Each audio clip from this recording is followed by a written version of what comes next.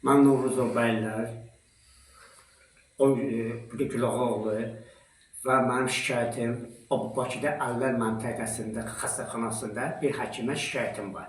Mənim uşağım xəstə olduğuna, ola mənə həkim qəyd edir ki, sənin uşağın xəstə deyil.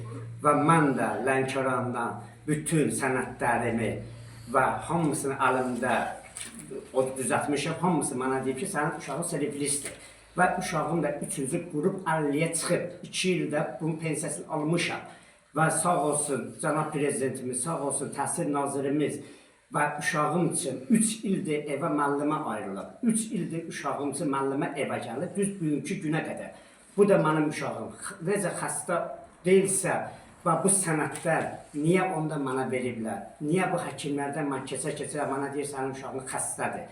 Və mən də dövlətdə bir dənə tək mənəm işləyən və plus da bir bacım da 1-ci qrup əlildir. Mənim ötəmdədir. Mənim ötəmdədir. Özüm də dövlətdə işləyəm. 400 manat maaş alıram. Özüm zibil atanam. Mən necə bu həkimlərə, bu həkim mənə necə bu sənədlərimə baxmaya və məni eşitməyə, mənə deyir, sənin uşağın sağlamdır. Yaxşı, bu uşağım sağlamdırsa, mən bu həkimlər niyə onda bu kağızları mənə verib və kağızları mənə verib? Niyə mən bu Sabezdən bu kağızı almışam? Uşağın bu da kağızım. Uşağın pensiyaya çıxıb. Hələ də bu sənədlər mənim əlimdədir. İndi çalışıram, təzədən düzəldim uşağımın sənədi. Getmişəm, məni yönəldiblər necə deyək, Bakı Əllər xəstəxana məntəqəsindən getmişəm, yaxınlaşmışam həkimə. Həkim uşağımı oturub kompüter qabağında, uşağıma deyir, get o başa, gəl bu başa. Ondan sonra mənə deyir ki, götür sənədlərimi, sənin uşağın necə deyək, xəstə deyil.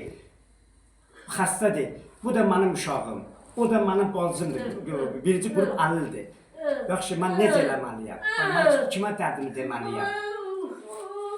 Xahiş edirəm. Cənab prezidentimizdən, xahiş edirəm, Mehriban xanımdan, xahiş edirəm,